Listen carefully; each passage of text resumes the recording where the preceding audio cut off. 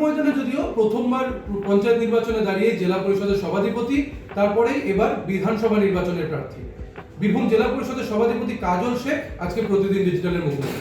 প্রথমে আপনাকে জিজ্ঞেস করি, সামনে বিধানসভা নির্বাচন, আপনি নিজে প্রার্থী, একই সঙ্গে তৃণমূল কংগ্রেস গোটা রাজ্যেই লড়াই করছে, প্রবল প্রতিদ্বন্দ্বী হিসেবে লড়াই করছে, তৃতীয়বারের জন্য সরকারে ফিরে আসার জন্য লড়াই করছে।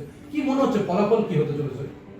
ফলাফল দেখুন, 365 দিন তৃণমূল কংগ্রেস মানুষের পাশে, মানুষের সুখ দুঃখ আপদ বিপদে মানুষের হয়ে কাজ করছে। সর্বতই বাংলার মসনদে চতুর্থবারের জন্য 250-এর বেশি আসন নিয়ে মমতা বন্দ্যোপাধ্যায় সরকার অধিষ্ঠিত হবে, এই বিষয়ে দ্বিমতের কোনো অবকাশ নেই। জেলা রাজনীতি কি হবে? জেলা আসনগুলো নিয়ে কি বীরভূম জেলার 11টা সিট আছে, যদিও মাত্র কিছু ভোটের ব্যবধানে দুবরাজপুর থেকে আমরা একটা সিটে হেরেছিলাম, কিন্তু 24-এর নির্বাচনে আমরা সেটা রিকভারি করে নিয়েছি। বীরভূম জেলার 11টা বিধানসভাতে মমতা বন্দ্যোপাধ্যায়, অভিষেক বন্দ্যোপাধ্যায় যাকে যেখানে নমিনেশন দিয়েছে সেখান থেকে বিপুল ভোটের ব্যবধানে বিরোধীদের পিছিয়ে রাখবে এবং সমস্ত কেন্দ্রে জোড়া ফুল ফুটবে, বাকিরা সরষে ফুটবে। আপনাকে একটা সময় চেনা হতো নানুরের দাপুটে তৃণমূল নেতা হিসেবে, পরবর্তীতে জেলা পরিষদ, এবার বিধানসভার প্রার্থী। এই যে আপনার ভূমিকার যে বদল, সেই বদলটা নিয়ে কি বলবেন? এ বিষয়ে একটাই কথা বলবো, নানুর থেকে বীরভূম জেলা তৃণমূল কংগ্রেসের উত্থান, নানুর থেকে নেতাই, নানুর থেকে নন্দীগ্রাম।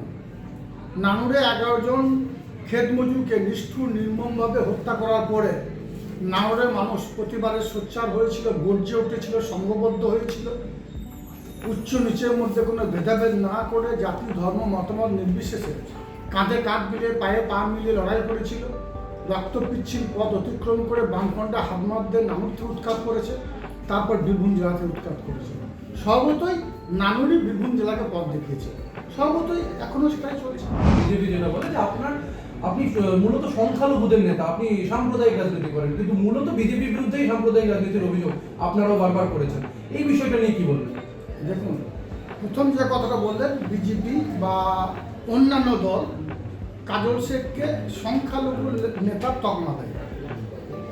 এ বিষয়ে আমি একটাই কথা বলবো, আমি যে গ্রামে বসবাস করছি এই গ্রামটার নাম হচ্ছে পাফুরি, নানুর বিধানসভার সব থেকে বড় গ্রাম এবং সংখ্যালঘু অধ্যুষিত গ্রাম। এই গ্রামে 200 থেকে 250টি বাড়ি বাউরি সম্প্রদায়ের মানুষ বসবাস করে, 4 থেকে 5টা ঘোষ পরিবার আছে। আপনাদেরকে প্রত্যেক বছর আমি ইনভাইট করি, আপনারা আসেন দুর্গা পূজার সময়। 200 বছর, 500 বছর, 1000 বছর ইতিহাস যদি রোমান্থন করেন, নানুরের মুখে কোনো দিনই দুর্গা প্রতিমা আসতো না। আজ থেকে 11 বছর প্রাককালে নানুরের পাথুরি গ্রামে আমি প্রথম দুর্গা প্রতিমা নিয়ে আসি। দুর্গা প্রতিমা তখন মমতা বন্দ্যোপাধ্যায়ের যে দুর্গা পূজার সময় যে অনুদান, সে অনুদানের ব্যবস্থা ছিল না। নানুর বিধানসভা মুখে যতগুলো মন্দির আছে, যতগুলো, আমি দু একটা কথা বলি, যতগুলো মন্দির আছে প্রত্যেকটি মন্দিরে কাজল শেখের সহযোগিতা আছে। আমি জোর গলায় বলছি, সমস্ত সম্প্রদায়ের মানুষের পাশে থাকি। এটা রাজ্যের মা, মাননীয় মুখ্যমন্ত্রী মাননীয় মমতা বন্দ্যোপাধ্যায় তিনিও জানেন, তাই তিনি আমাকে বীরভূম জেলার সভাধিপতি আসনে বসিয়েছেন, জাতি ধর্ম মতামত নির্বিশেষে। তুলনামূলক একটু অচেনা এলাকা, নতুন মাঠ, খেলতে কিছু অসুবিধা হবে? দেখুন, আমি সব রকমের খেলা খেলতে পারি, হাডুডু বলুন, ফুটবল বলুন, ক্রিকেট বলুন, খোখো খেলা বলুন, নুনদারি খেলা বলুন, সব ধরনের খেলা খেলতে আমি অভ্যস্ত। সর্বতই যে কোনো মাঠ দেন না কেন সেই মাঠে খেলতে পারবে কাজল শেখ, এ বিষয়ে দ্বিমত কোনো অবকাশ নাই। শুধুমাত্র আমাদের যিনি খেলার ক্যাপ্টেন মমতা বন্দ্যোপাধ্যায় এবং অভিষেক বন্দ্যোপাধ্যায় ইশারা প্রয়োজন। মমতা বন্দ্যোপাধ্যায় অভিষেক বন্দ্যোপাধ্যায় ইশারা করেছে, তো হাসানের মাটিতে খেলবো এবং বীরভূম জেলার বাকি যে বিধানসভাগুলো আছে সবার থেকে বেশি ভোটে লিড দেবো এবং বিরুদ্ধে সবার থেকে বেশি ভোটের ব্যবধানে পিছিয়ে রাখবো। আজকের কথাটা বললাম মিলিনিয়ামের গণনা কেন্দ্রে। শুভেন্দু অধিকারী গতবার নন্দীগ্রামে জয়ী হয়েছিলেন মুখ্যমন্ত্রীর বিরুদ্ধে, এবার ভবানীপুরের প্রার্থী বলছেন ভবানীপুরে কলকাতার খাস জমিতে মুখ্যমন্ত্রীকে হারাবে। বিষয়টাকে কিভাবে দেখছেন? এটা হাস্যকর বিষয় ছাড়া আর কিছু নেই, কারণ ওখানে মমতাময়ী মা, বাংলার বাঘিনী, তিনি ওখানে পর্যন্ত করছেন। উনি ওখানে টিআরপি বাড়ানোর জন্য গেছেন, উনি ওখানে জামানা জব্দ হবেন, কথাটা মিলিয়ে নেবেন।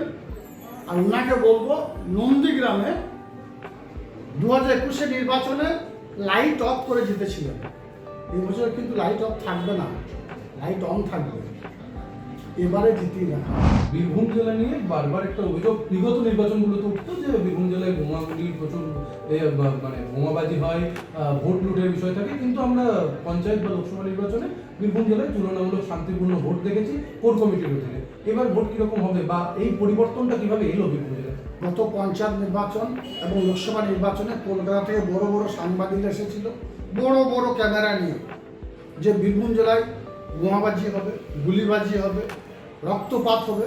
আমরা ছবি তুলে সারা বাংলায় সেটা বহিঃপ্রকাশ করব যে বীরভূম আবার উত্তপ্ত। কিন্তু কিছুই হয়নি। মানুষ লাইন দাঁড়িয়ে ভোট দিয়েছে, নিজের ভোট নিজে দিয়েছে। মমতা বন্দ্যোপাধ্যায়, অভিষেক বন্দ্যোপাধ্যায় মনোনীত প্রার্থীদের ভোট দিয়েছে। বীরভূম জেলায় যে 2টো লোকসভা কেন্দ্র ছিল বিগত দিনে সব রেকর্ডকে ছাড়িয়ে দিয়েছে। সর্বত 26 নির্বাচনে মানুষ লাইন দাঁড়িয়ে ভোট দেবে, নিজের ভোট নিজে দেবে। এর সার নিয়ে যেভাবে মানুষকে লাইনে দাঁড় করিয়েছে বিজেপি সরকার, যেভাবে নির্বাচন কমিশনকে কাজে লাগিয়েছে, বীরভূম জেলার মানুষ বুঝে গেছে। আপনি কেন্দ্র বাহিনী নিয়ে আসুন, লন্ডন থেকে পুলিশ নিয়ে আসুন, আমেরিকা থেকে ফোর্স নিয়ে আসুন, বীরভূম জেলার 11টা বিধানসভাতে তৃণমূল কংগ্রেস জয়যুক্ত হবে, জোড়া ফুল ফুটবে, বিরোধীরা সর্ষের ফুল দেখবে, গণনা কেন্দ্রে গিয়ে মিলিয়ে নেবে। বিরোধীদের আরেকটা অভিযোগ যে রাজ্য সরকার ভাতা নয় আসলে ভিক্ষা দিয়ে ভোট কিনছে, এই ভাতা বৃদ্ধি এটা এক রকমের ভিক্ষা দেওয়ার রাজনীতি, এটাকে কি বলবেন? এই বিষয়ে একটাই কথা বলবো, বিরোধীরা বাংলার ভারতবর্ষের যে বাকি অঙ্গরাজ্যগুলি আছে, মমতা বন্দ্যোপাধ্যায় 2011 থেকে 2025 এই মাত্র কয়েক বছরের ব্যবধানে প্রায় 100-র কাছাকাছি প্রকল্প বাস্তবায়িত করেছে। কন্যাশ্রী বলুন, রূপশ্রী বলুন, যুবশ্রী বলুন, স্বাস্থ্যসাথী বলুন, ওরা করে দেখা কেন দেখাতে পারছেন? শুধু বড় বড় বুলিয়া ওরে কোনো লাভ হবে না। মমতা বন্দ্যোপাধ্যায় পিছিয়ে পড়া বাংলাকে এগিয়ে নিয়ে গেছেন। বাংলার বুকে কাটাকাটি, খুনোখুনি, রাহাজানি বন্ধের রাজনীতি বন্ধ করেছেন। বাংলার মানুষকে বাংলা মানুষের মুখে হাসি ফুটিয়েছেন। বাংলার মানুষের বাকস্বাধীনতা ফিরিয়ে দিয়েছেন।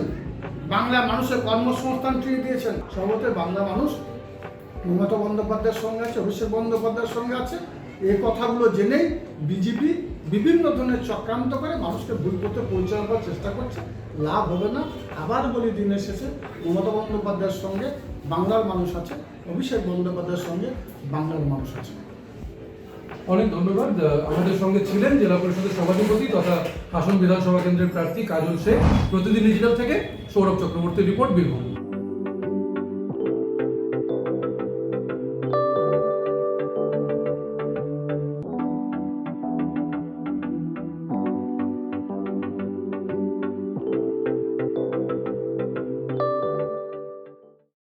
এবারে ভাই ভোটের লড়াই এই এখানেই দেখবো।